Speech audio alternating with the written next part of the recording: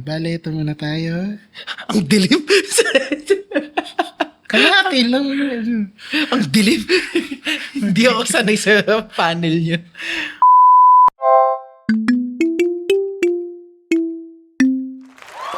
Alam nyo, masarap ang maraming pera, di ba? Ay, hindi. Masarap lang to. Hindi, makakagastos ka ng gusto mo. Makakakain ka sa gusto mong kainan. Malilibre mo yung pamilya mo, di ba?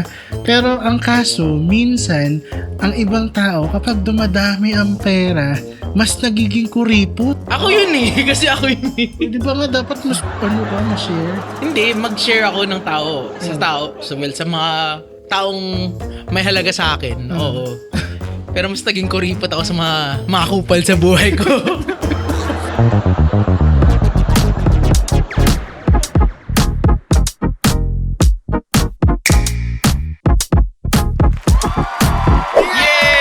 Yay! Nag-yehip po ako, bagong buhay, wala pang New Year. So welcome to another episode of Snap here on our new set. Yes. Wow, new set. Umikot lang tayo yun. Oh, anong new set? TV set? Pamuhay showcase? Sala set. Dahil napakinggan nyo na yung aming intro, calling the attention sa mga The sarado. Black BMW? Hindi, yung mga sarado ang palad dyan. Yung mga ayaw magbigay. Tulad ni RG, kuripot daw siya, sabi niya kanina. Oh, to disprove. Oh, ito, recess. Hindi ako kumakain yun. Taas natin ang mga kamay natin. Exercise muna. Close, open, close, open. Close, open, close. Iba yung exercise mo. Ayaw talaga magbigay eh. Pag ganun eh. Diba? Wag, ayoko. Wag! Ayoko. Akin to. Repot talaga eh. No? Okay naman mag-save. Wala namang problema. Ay, hindi. Madaming problema. Okay rin naman maging matipid. Pero mga sis at mga bro ha. Mga sis at mga brad. Mga bro ha. Mga brad. Sandali lang naman, di ba? Huwag naman yung OA sa tipid. Yung sobrang OA na parang yung extreme cheapskates na sa palabas na halos lahat ng tinipid. Hoarders at ano. Yung kagatulad ng isang babae na nagkakarwas lang siya tuwing uulan na malakas. Ay, hindi. Dahil Kasi ayaw niyang dumastos ng tubig. Ginamit niya yung, ininit niya yung lasagna gamit yung dry wash. Oo, yung mga ganun. Yung dryer niya. Oo. Siyempre, lasang sabon. What do you expect? Diba? Enjoy mo naman yung fruit of your hard labor minsan. Libre, Kung meron. Kung joke lang. libre mo naman yung sarili mo ng bonchon, no? Libre mo yung sarili mo ng Hindi. milk tea. Angat mo naman ng onti. Mag-8 cuts ka dyan! Binababa na nga lang natin ng konti. Baka kasi masakit sa loob nila na gumastos ng sobra. Kasi Hindi gusto ko matipid magpasama sila. ng loob eh. Anyway, I'm Stephen. I'm RG. And let's deal with everything in a snap! Meron kaming bagong prop ngayon dahil may mga nagre-reklamo na tungkol sa Lego. Mostly ako. Ano daw ginagawa ng Lego doon? Mostly ako. So, wala ngayon sa harap namin mga tanong. Dahil, nandito ang tanong. Nasa claw machine. At kung hindi nyo napapansin, kumakain na ako. At meron rin kayong food allowance ngayon para sa Snap na dati wala. Baka naaasiwa sila kasi tingin tayo ng tingin dito. Nandito po kasi yung monitor namin. May viewfinder po kami dyan. May viewfinder kami dyan. Kailangan May na- makapalang mukha dito, kaya ako tumitingin. Kailangan namin makita kung nasa frame pa kami. Dude, ikaw wala ka na sa frame. Nasa labas ka na ng frame. So, kukunin po ni RG ang question number 1. Nandito po ang barya. Kukuha po tayo ng barya. Pakilaglag na lang RG. At kumuha ka na ng isang tanong ngayon. Hindi, joke lang. Wow! Mwapong siya nga. Mga anong oras? Ayan na po, ang unang bola. Okay. Ang unang tanong. Hobbit. Itong kaklase ko to, buwiset! Grabe naman yun. Puro pantalang hita namin nung pumunta kami sa bahay niya para sa isang group project. Okay. Paano ba naman kasi, alas 6 na ng gabi, hindi pa nila binubuksan ang ilaw nila sa bahay. Teka lang Alas 6 nung summer o tag-ulan? Kahit naman summer, madilim rin alas 6. Hindi, may ilaw pa nun kahit papano eh. Oh. Ang rason, may liwanag pa daw kasi yung langit at may liwanag naman daw ang TV habang nanonood ng tatay ng Family Feud. Liwanag pa yung TV. Ano yung lampshade? Yung lampshade yung TV. Pero may kilala ko nagpesta ng lamok ang mga hita namin. Ang tanong, tagal anong oras ba dapat nagbubukas ng ilaw sa bahay? Nasusobrahan niya ata sa Earth Hour. Itong pamilya ng kaklase ko. From Anonymous Mosquito Food. Hindi po ito tulfo ha. Dito kayo simula. Itong kaklase ko to, buisit! Daman-daman ko yung buisit niyo. Ako para sa akin, sobrang tipid nitong taong to, yung kaklase niya. Hindi yan Earth Hour, Earth Month yan eh. 30 years. Usually, pag alas 6, sabi mo nga maliwanag pa. Siguro sa labas, or ka magbukas ng ilaw. Pero sa loob, Sa labas lang di yun. ba sabi nga ng DOH, alas 5 pa lang, naglalabasan na yung dengue mosquitoes. Oo. O, ito yung sabihin, kung sa loob ng bahay, madilim na, at alas 5 na, usually ang lamok gusto madilim. Natutuwa Dark, siya. damp places. Yeah. Parang amag, parang leptospirosis. Kahit lahat ng mga terrible diseases like it dark and damp. Kaya tingin ko dapat bukas na yung ilaw niya, 5:30 pa lang. Hindi, kung isasagad natin, alas 6, pwede na yun. Kasi minsan nakakaligtan kung mag-on ng ilaw sa labas ng alas 6, ng 5:30 eh. So, siyempre, sinasagad ko ng alas 6. Siguro naman, hindi naman ganun kamahal yung kuryente nyo pag ganun kaaga. Kung fluorescent gamit nyo, magdalawang isip na po kayo.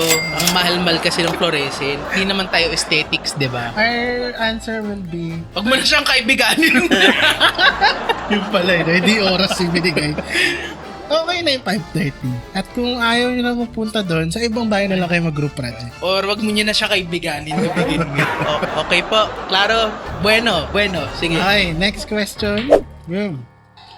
Pag bumilis na yung tugtog, last 10 seconds na.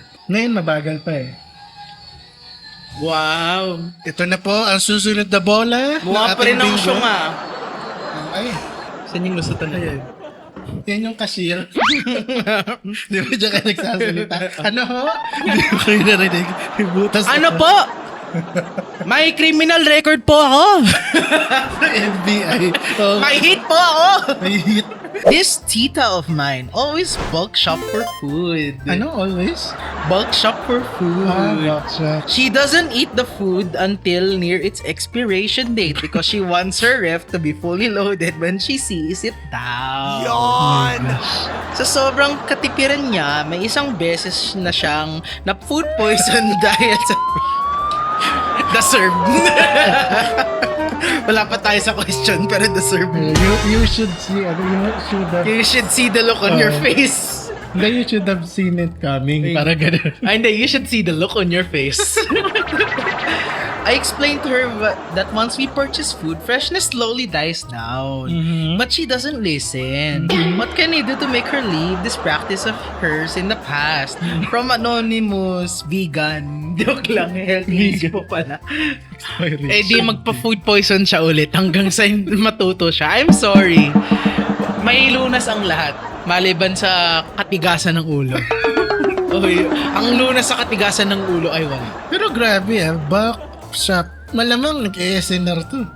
Tapos, i-store lang niya. Ginawa niyang cold storage facility yung rep niya. Hanip yun, no? Na-imagine ko, bumili siya ng Wagyu. Winnet age niya. Hindi pala wet age. Yak! Pinaamag niya yung Wagyu niya. Diri. Yan yung wet aging. Ako tingin ko, kung nakausapin mo lang muna. Tapos, explain mo yung mga... Though sinabi niyo na nga ni-explain niya na minsan yung dangers ng pag-purchase ng food as hindi kinakain agad. Pero kasi, kung paulit-ulit ka naman na nag-explain, tingin ko okay lang din yun. At kung paulit-ulit ka na nag-explain, nakakainis din. Alam ko rin yun. At kung paulit-ulit ka pa nag-explain, ayaw rin sumunod sa'yo ng tao. Eh di mai-ER Nasa na. sa kanya na yun. Eh di mai-ER na siya. Sorry po pero mai-ER na po kayo. Problema niya na yun. Kaya tingin ko, just mind your own business. And scratch your own galis. Okay. Next question. Kuha na po ng barya. Magkamali ka. Alam mo yun. Rinig yung mouth pop eh. Isa pa. Ba't ayaw mahulog ng barya? Na-estop na. Alam ko, Ito na I can po, see it. ang susunod na bola. Ducks. Ano sabi ni SpongeBob? Be the crane. Yun. Laglag. Shut up! Basta nga siya eh. May trending topic ako nakita sa... I'm not gonna call it this. May trending ako nakitang topic sa Twitter last week. I hate X. It was a user posting about when to throw away your soap bars. Oh, yeah. Maraming nag-comment na dapat mas panipisin niya pa yung sabon at wag muna itapon. Well, I get that why. At wag muna itapon.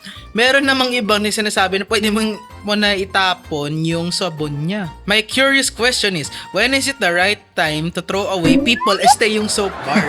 And how thin should it be before they are rendered useless, unusable? Kung people, as soon as possible, Bol. na malaman mo na visit sila. Parang pagkain lang yan. If in doubt, throw it out. Pero since we're talking about soap, well, may life hack akong nakita na pwede mong pagdikitan yung soap. Yung manipis na soap on a new bar of soap. Basta basain mo lang yung surface na nagli-meet sila. Parang grafting ng halaman. Oo, I mean, ayaw mo magsayang, diba? Green Earth, save the turtles. Yeah. Yes, di gawin mo yun. Pero kung ayaw mo talaga, edi tapon mo. What choice do we have? Itutunawin lang naman nila yun ulit eh. Because it's wax. True.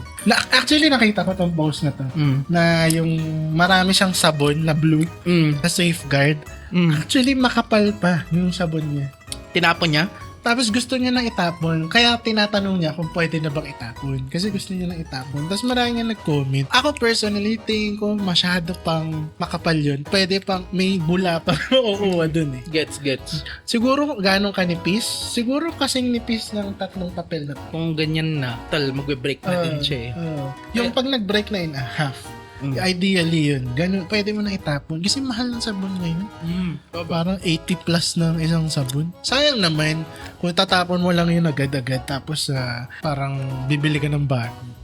Iba nga pwede pang gamitin yun eh. Tapos ikaw tatapon. Meron pong tamang oras ng pagtitipid. Pero pag sa kaibigan, ay hindi, wag ka na magtipid, maghanap ka na lang ng bago. Marami kang pwede pang maging kaibigan. Hindi lang yung mga kaibigan mo ngayon. Di katulad ko na makapalang mukha.